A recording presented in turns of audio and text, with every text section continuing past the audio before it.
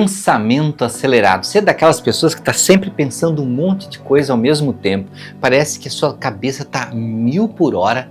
Só que aí você se confunde com tudo, você esquece coisas, dá uma confusão na sua vida, você vive estressado, quase lá na linha do burnout. E isso é extremamente desconfortável, isso cansa muito na vida. Vamos falar sobre isso, como reduzir esse pensamento acelerado?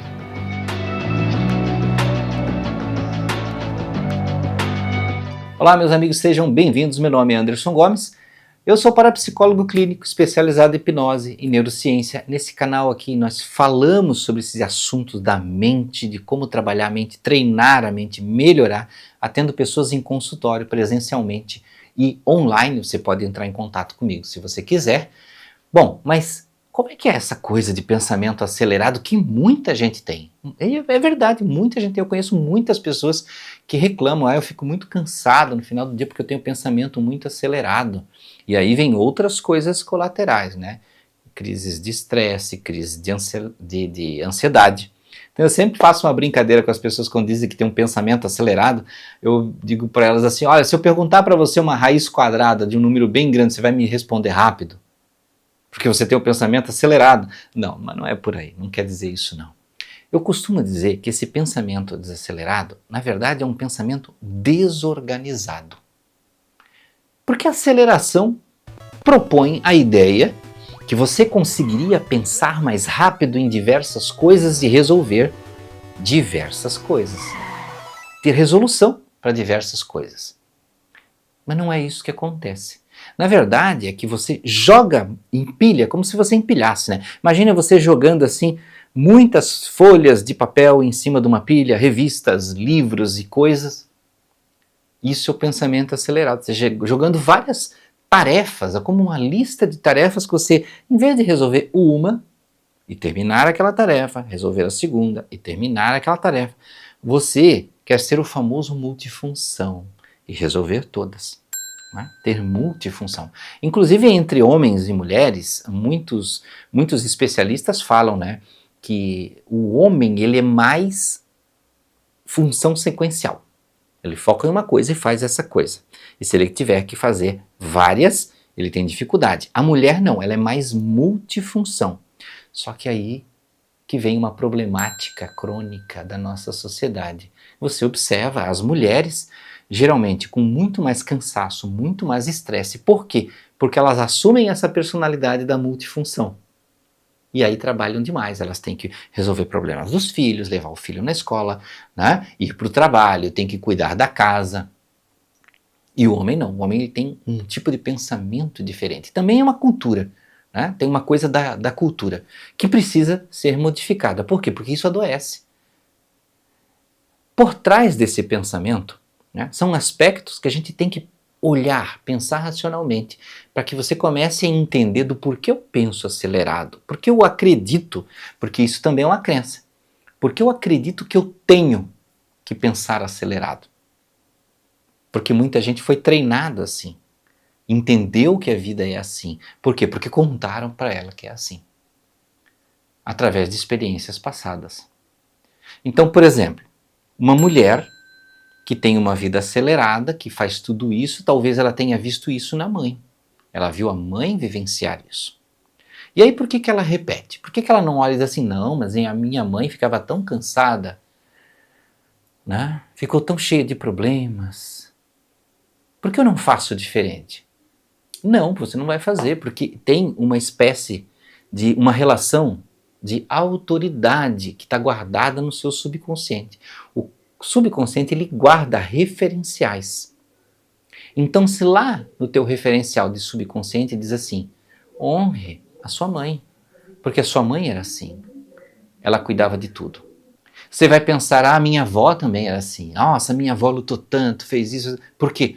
Você quer ser igual a quem? Igual a sua mãe, igual a sua avó, os seus antepassados, e você continua levando em frente um padrão, porque você acredita que aquele é o correto. É isso que você tem que fazer, senão você vai estar desonrando os seus antepassados, a sua família.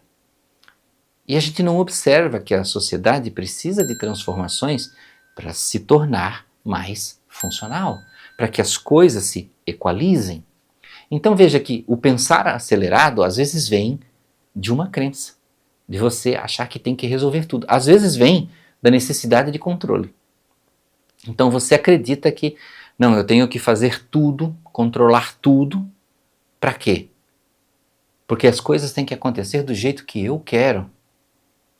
E aí tem aspectos diferentes do porquê você quer que aconteça do jeito que você quer. Então, ou porque você é controlador, às vezes tem o narcisismo por trás, tem uma série de coisas, tá? Então tem uma coleção de coisas que podem ser. Mas tem a necessidade de controle pelo medo também. O medo de um resultado negativo. Então eu quero controlar, você vê isso muito no ansioso. As pessoas com transtorno de ansiedade generalizada. Então ela fica muito ansiosa também, por quê? Porque ela quer que a vida aconteça no ritmo que ela deseja, para quê? Para que não tenha decepções, não aconteçam coisas problemáticas, porque senão a ansiedade, ó. E aí o teu desejo de controlar tudo isso desperta a crise de ansiedade. Porque em algum momento você começa a perceber que você não controla, mas você vai continuar tentando. Porque o ansioso ele vai continuar fazendo isso. Ele vai continuar sempre tentando controlar. E sempre não vai conseguir. Né? Então acontece dessa forma mesmo. Então, mas como é que você sai de um padrão desse? Bom, no nosso trabalho terapêutico a gente costuma dizer que você pode cultivar áreas da sua vida, como por exemplo, criar agendas, fazer exercícios físicos, e aí tudo isso vai dentro de uma agenda. Você pode ter um hobby, você pode cuidar da tua espiritualidade, você pode cuidar de várias áreas e separar essas áreas para você ter uma noção de acontecimentos e de melhorias. É claro que a gente não vai ensinar você a treinar na academia, nem se alimentar direito, isso é trabalho do treinador na academia, trabalho do nutricionista, mas orientar você a criar um padrão melhorado para que você veja as coisas acontecendo em etapas. E aí práticas mentais, né, que geralmente nós fazemos em consultório, onde terapeuticamente você vai ajustando a forma de pensar, a forma de agir. Agora, é claro, se você quer ter práticas onde você trabalhe isso diretamente na sua mente, eu tenho uma recomendação para você. Você pode usar o nosso aplicativo que é chamado Mindflow, que é o fluxo da mente. Nesse site que você está vendo na tela, você pode acessar esse site e ver como é que funciona o aplicativo. Imagina um Netflix da mente. E lá tem sessões, por exemplo, ansiedade, insônia. Né? Quando você despertar pela manhã e ter aquele despertar animado, tem práticas para você fazer de manhã. Tem práticas para você ter mais foco. Então, para várias áreas, até para dor, por exemplo, dor física. Você tem uma dor crônica e quer reduzir, tem práticas para isso. Essas práticas são construídas com técnicas da parapsicologia, da programação neurolinguística, da hipnose clínica.